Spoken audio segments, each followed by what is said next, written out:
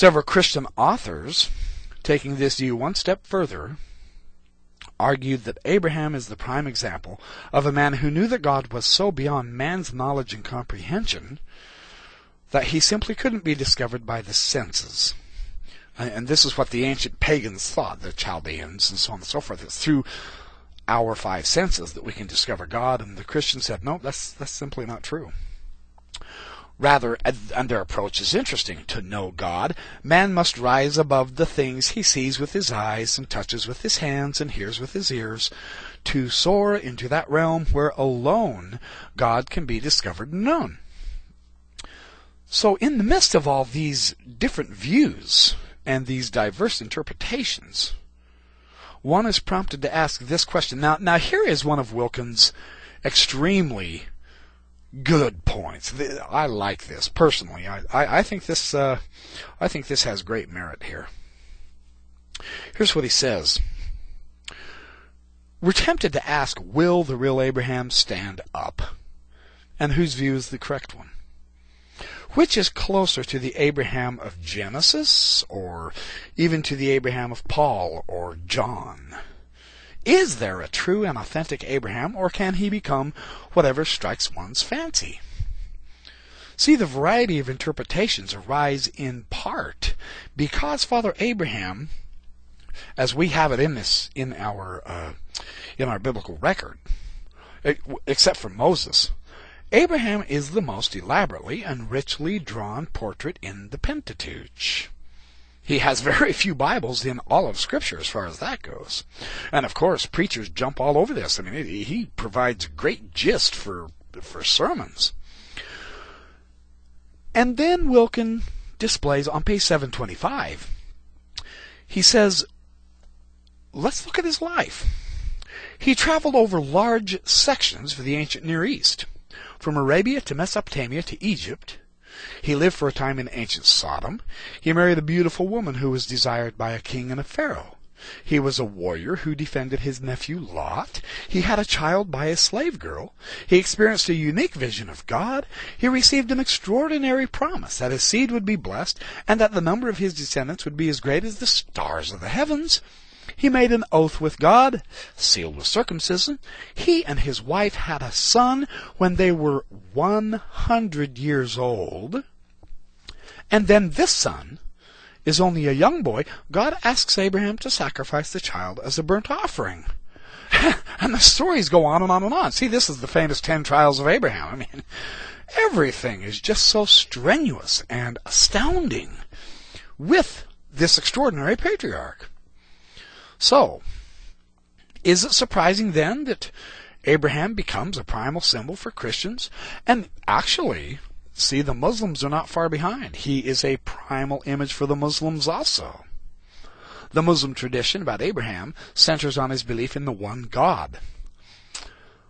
Abraham, it seems, will not and cannot be comprehended in one ideal any more than he can in one motive or a specific theme, or by one people or by one religious tradition. Take, for instance, ancient Israel itself. He was remembered as the founder of the race.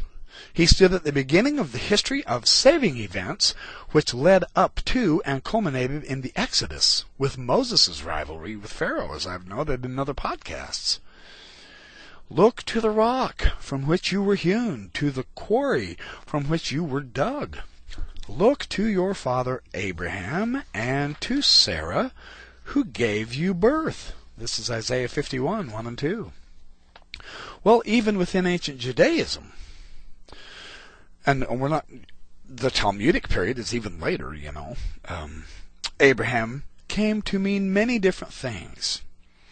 And this, of course, as Israel went through all of the new experiences, both good and the bad, and they had these new experiences, and so, of course, adapting the meaning of these new experiences with the different historical situations that they find themselves in through the centuries, every time people take a fresh look at Abraham, they discover new things about him.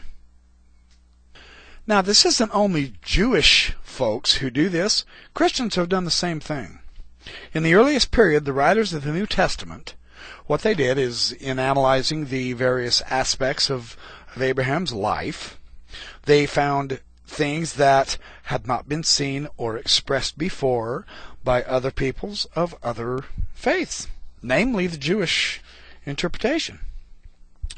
See, the writers of the first, say, 3 or 4 or 5 centuries, after the New Testament, mind you, and not only the writers, but you have artists, craftsmen, carved and painted, and they sculpted Abraham and his story. They had not only the story of Abraham recorded in Genesis to draw on, nor just the Jewish interpretations. They also had the New Testament as a basis for how they viewed Abraham. You see how that works? Because the people in the New Testament, they didn't have the New Testament basis. All they had as their scripture was the Septuagint, the Greek Old Testament. So this is interesting.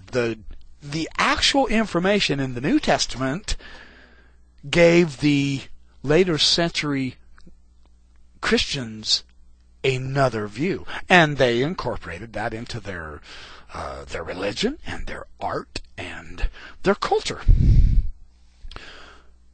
Wilkins says this suggests that the proper question for us to ask is not how accurately do the fathers reproduce the account in Genesis, or another wrong way to ask the question is, how faithfully do they interpret the original meaning without moralizing or allegorizing the story of Abraham?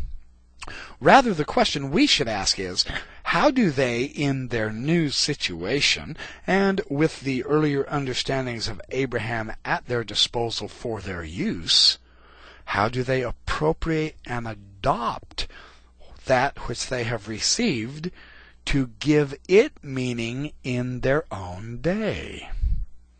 What do they make of this tradition in their new setting? That's the question we need to be asking ourselves about Abraham. Now that is a great view to take, because we Mormons have done this with our added understanding of Abraham from the revelations of Joseph Smith. And so this has great relevance here.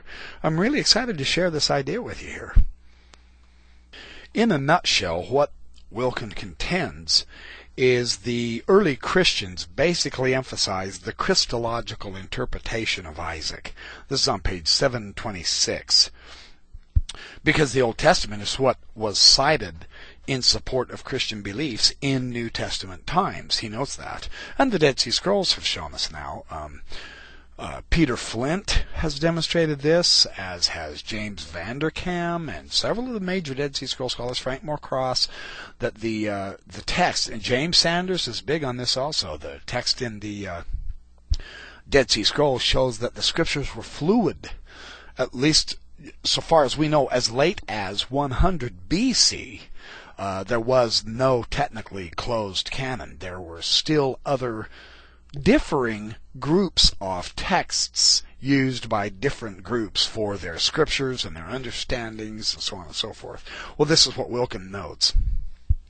In the Hebrew Bible and the Greek translation, the Septuagint, these were known to the Jewish books, even though the Christians used them. Jews continued to appeal to them to support their beliefs.